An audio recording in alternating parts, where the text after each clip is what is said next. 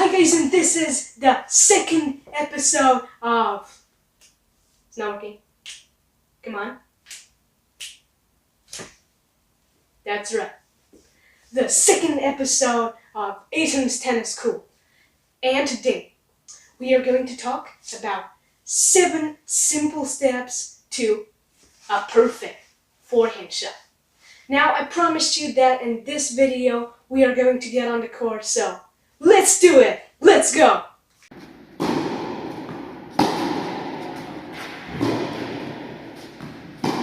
Do you want that perfect combination between effortless power and control?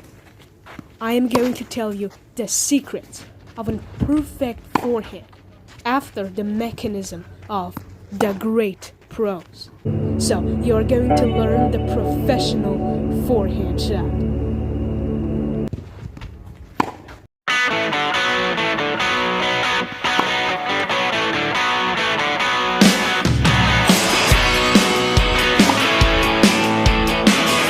So, are you ready to discover how much your forehand's both power and control's level can grow? Let's start. These 7 simple steps are going to change your forehand shot in a good way. The step 1, which is the preparation.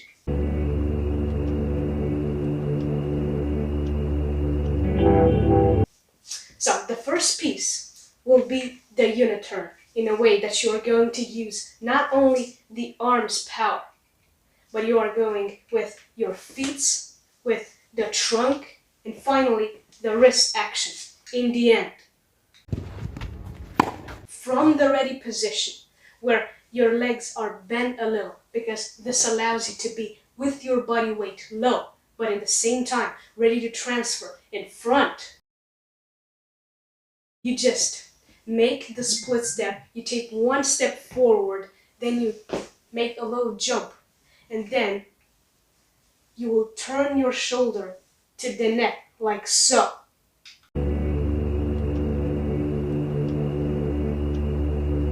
Even if I'm not moving my arm at all, if I'm turning my shoulder like this, then the racket is already back and the preparation will be half complete. For the second part of the preparation, after your shoulder is turned, the other arm will keep the throat of the racket like so and take it at the level of your head. It will release it and sit himself across your body. Turn, uniturn the racket at the level of your head, and it is very important to have this elbow back, to have a clear distance from your body, because from here you can go down here, you can extend, and you can generate, that racket head speed and that power in the snap. Step 2 is called low the arm.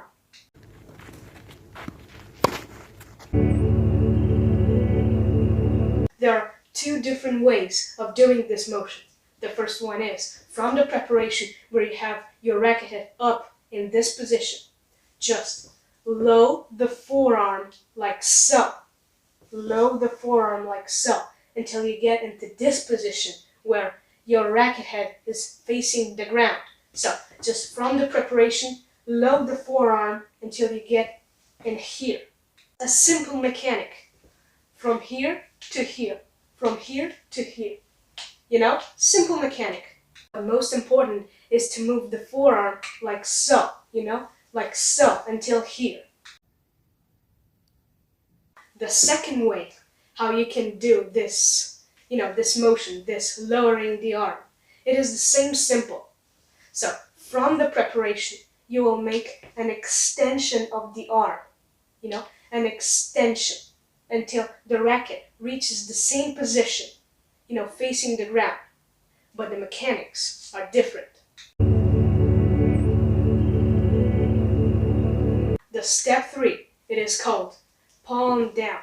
It is the position where your racket gets after you lower your arm, So after you lower your arm, you must sit your racket head down in this position, like you would simply put it on a table or pet a dog on the head. Nice little doggy.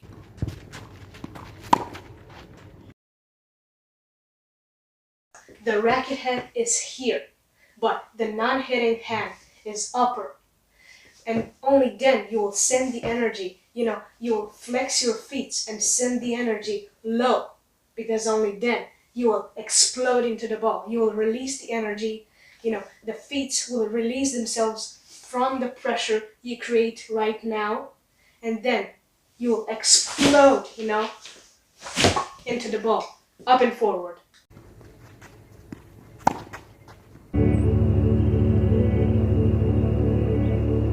A very important thing it is that you must never stop your motion in here, because some peoples, they do all these things and they stop their motion right in this position, and then from here they re-accelerate from zero, and their forehand loses from its power. So from here you go here, but you don't stop the motion. You're only slowing down, You're only slowing the motion down to can re-accelerate and put racket head speed and power into the second part of the shot, In the last part of the shot, you accelerate. Here, you don't stop. You're only slowing down. The step 4, it is the forward swing. So after you sit your racket down here, the forward swing, how you get into the ball. So you have your energy low on your feet.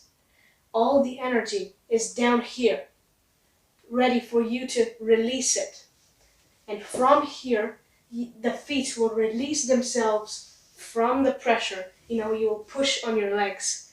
The trunk will start doing this rotation from here, release, and we'll do this rotation like that and also forward. And it will happen something that I like to call, and I think more people call it this way, it is the wrist lag. From here, release, the trunk will rotate like so and also forward, and the arm will go here, and this logo from the racket will be pointing at the ball, just before the shot, because the racket will go from here, it will go back and down on its own. So from here, it will go right here in this position, where the logo will be pointing at the ball. It is head in my case. What about you, Wilson, Babala? Okay, so just stay here, release the energy. The trunk will rotate like so, but will also take yourself forward, and the arm will do this wrist lag, where the racket head goes back and down, and down on its own, because from here you will pick the racket head so quickly to create that racket head speed that makes your forehand, a heavy shot.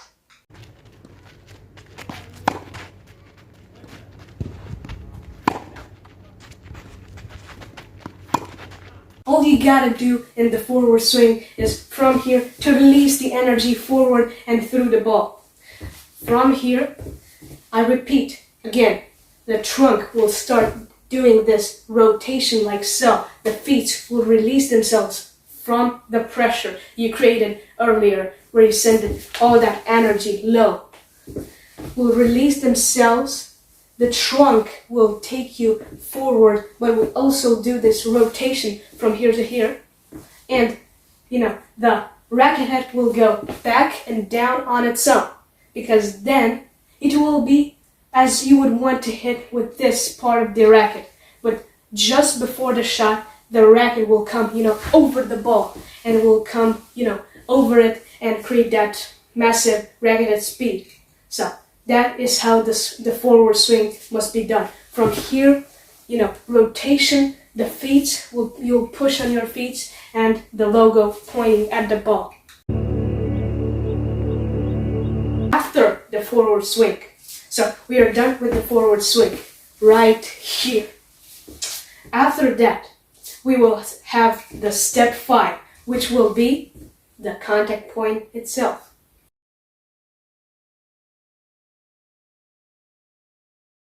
So after the forward swing, release the energy, and this racket will go down like so, and just before the shot, you will pick your racket head up so quickly, and it will come, over the ball. But you must do that contact point knowing that you want to get out from there as fast as you can, because that will give you, a very healthy help in the follow through. So from here, contact point, and think that you need to get out from there so quickly and also forward. So the contact point will be a little bit in front, because from here it is comfortable for you to push forward. So spin the ball, get out from the contact point as fast as you can, also pushing the ball and sending it forward,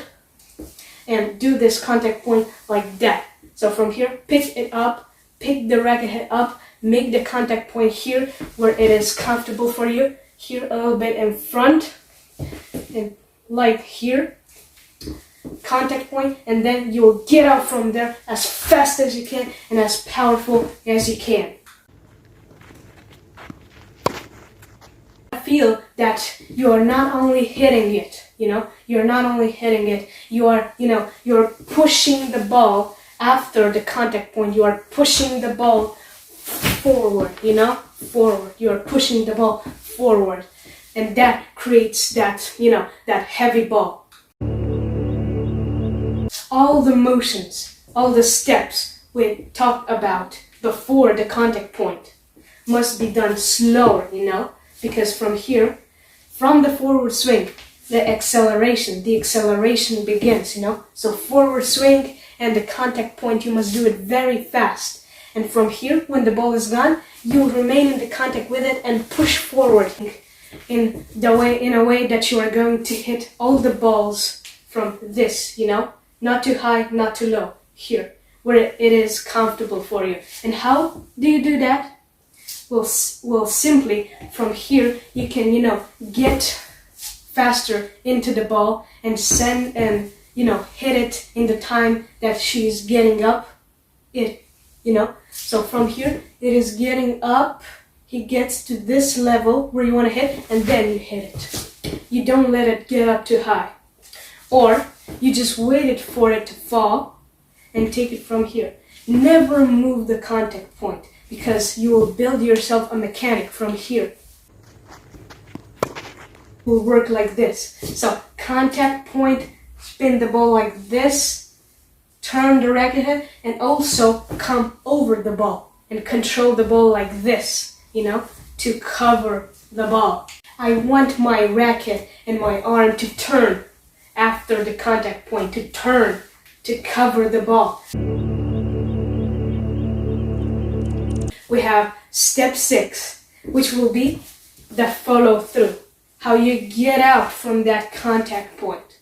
So earlier we talked about you need you need to get out from there as powerful as you can. Well, that is you must do at the follow through. From here, you need just to pull the racket head, up, but also through the ball.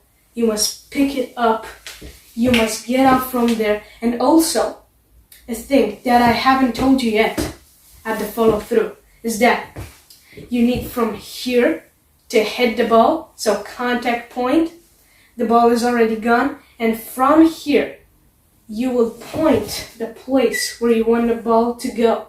So if I want to hit cross court, right there, contact point, I get out from the ball as fast and as powerful as I can, pushing the ball forward, and I will point the spot where I want the ball to go.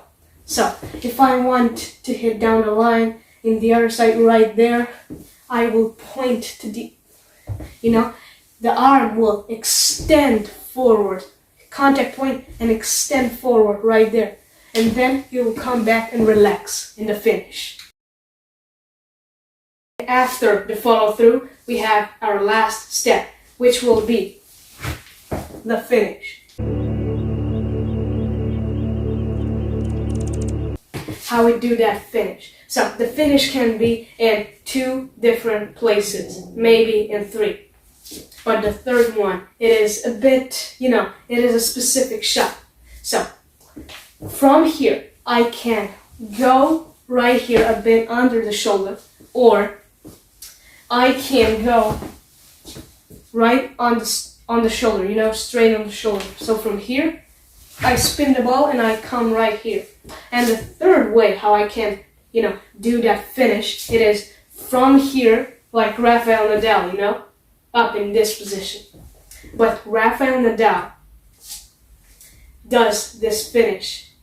He's not only going with his arm above the head, because 90% from the peoples that, that execute that forehand that way in desperate situations, where the ball comes, too much at you, and you have your contact point, from here, which is too close, they go straight here to pick the ball up. But that's not how that finish is done. From here, he rotates the ball and he is going forward, and he still has that great follow through. Well, most of the people go straight here, From here, they just spin the ball, but they are not going through the ball. So from here, you will point the spot where you want the ball to go. From here, cover it, turn the hand to the ball, and only then the arm will come back at you, and you will do that Rafael Nadal forehand. But this finish you use only in desperate situations where the ball comes, too close, and you have nothing to do but to lift the ball up. But do it this way, as I told you, like a whip. But how to do the normal finish like this? So in the finish, you must take yourself something that I like to call the break between the shots. So the break between the shots is from here, I do the finish, and I turn the other shoulder, to the net, because this will help the trunk, the trunk put him in self, So from here, I do this move with the trunk, and for a second, I stay with this shoulder turned at the net, And here is where you must take yourself the break between the shots. So what it means, actually, the break between the shots. So after you release all the energy into the ball, through the ball, in the finish, you relax. And that break, between the shots will make you completely fresh for the next shot. From here, relax a bit. Try to feel your arms, your neck a bit. Not literally to put your hand on the neck, but just relax it in the finish. You only need to relax here and come back, in the ready position, waiting for the next shot. So that was our last step, which was the finish.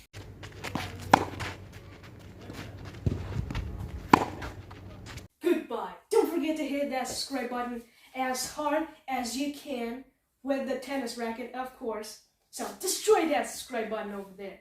And see you next time, tennis lovers, with the next video.